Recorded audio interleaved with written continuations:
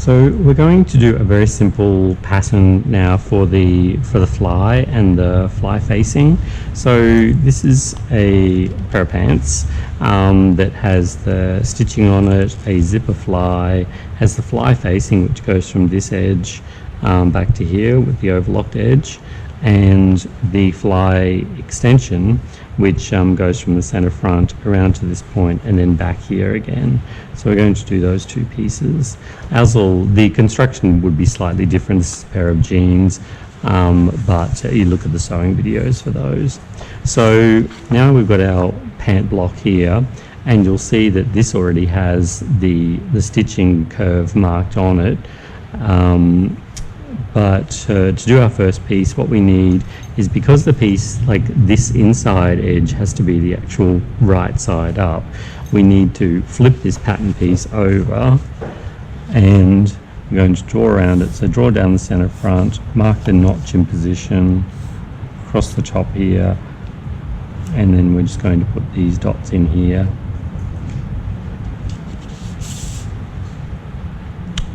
Where's my grading ruler? Thanks, Libby.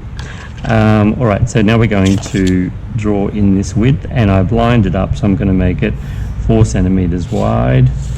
And then here, I'm just going to use those dots to get the curve.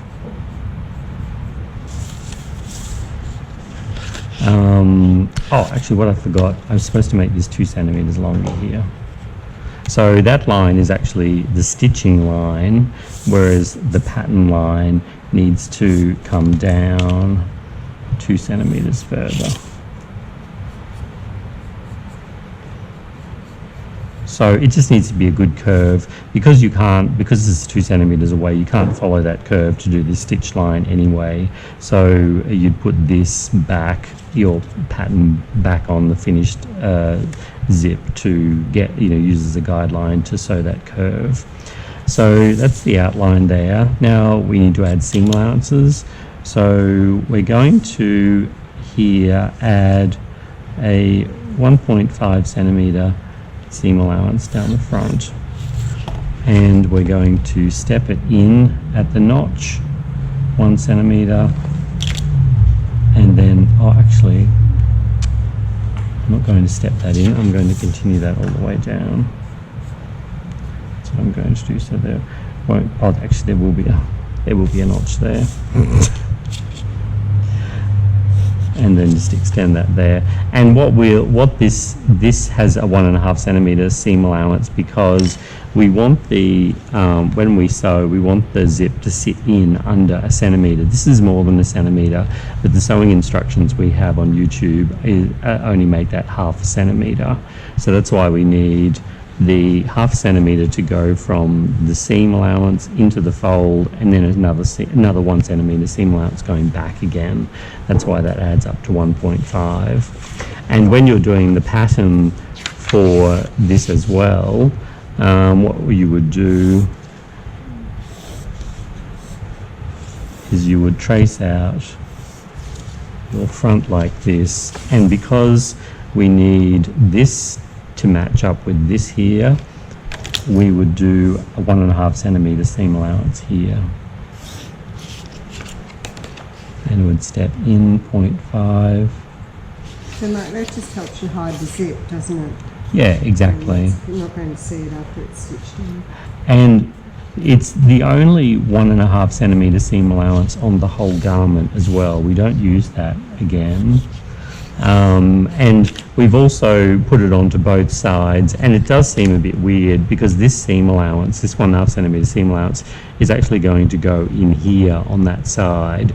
So you just have to remember, and again the sewing instructions show that you sew this seam from here to here with a 1.5 centimeter seam allowance.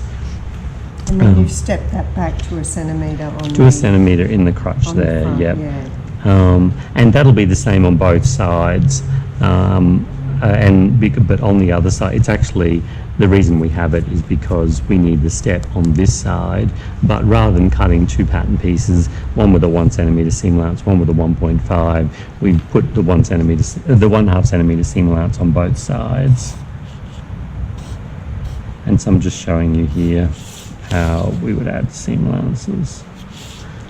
So you'd have a 1.5 centimetre notch here, a little step which indicates the notch there, back to 1.5 centimetres in the crotch. So this is how your actual full length, full front pattern would look. Okay, so now we're just going to take a measurement here. So this and this notch as well is for it's for a 15 centimetre zip. Generally I would allow a little bit more, so this would actually come down another 0.5 centimetre, but just see how you go. If you've got a nylon zip or a plastic zip, it's not really going to be an issue. Getting this length perfect here would be more necessary for a metal zip. Okay, so this is just 15, so we've got 15 from the top down to the notch, and then a 1 centimetre above that. And you need to add that seam allowance when you're talking to a facing too. Exactly, that's a good point, Libby. So we need to add a 1 centimetre seam allowance here.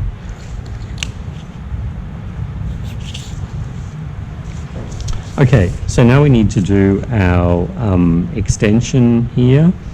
So we'll just get ourselves a piece of paper. And so to create the extension, I'm just going to draw a line down. Going to draw a line across. Our extension is going to be 4 centimetres.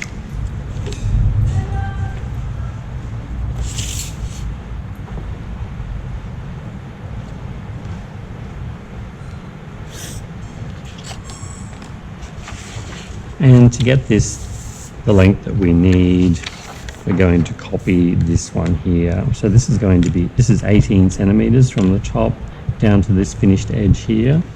So 18 centimetres long.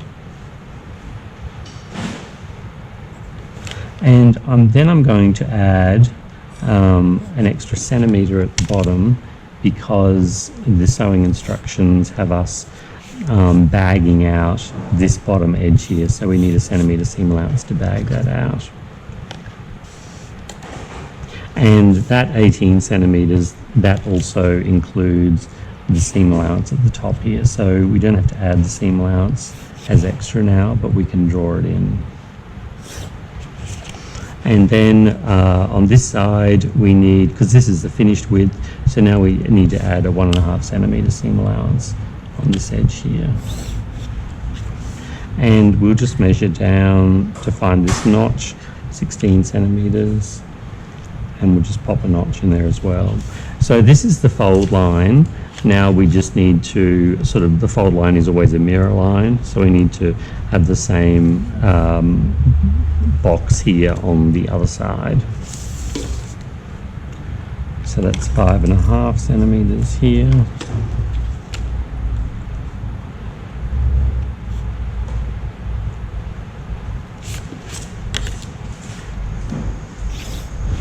And as you'll know with my pattern making too, I always like to draw in the seam allowances, because it shows that, just at a glance you can see how much seam allowance you've got to play with. Okay, so there's our extension. We've got a grain line there, put a grain line on this piece here. And Mark, with the facing, it's important how they cut that, isn't it? So is it? Exactly. So we flip the piece over. As you can see here, it's the opposite to this, but that's because it goes inside the garment like that. So the cutting instruction on here needs to be that you cut one right side up, which is this side up, RSU, and you also cut one in fusing or interfacing, and that's also, and what I say there is SSU, which stands for sticky side up, and by sticky I mean the side of the interfacing that has the glue on it, because we need a layer of glue here. When I turn this back, you can see the black in there, and the black is the interfacing that they've glued on here, just to give this front area a little bit of extra support. And this can then be, you don't need to grade this eventually. This will just be for all sizes because the zip stays the same through all sizes. So that's always handy that you don't have to grade that. And then this one here, it's just cut one. And again, that's all sizes. And this is the fly extension, I call this. And this one here I call a fly facing. And there are our two fly pieces for the front of our pant.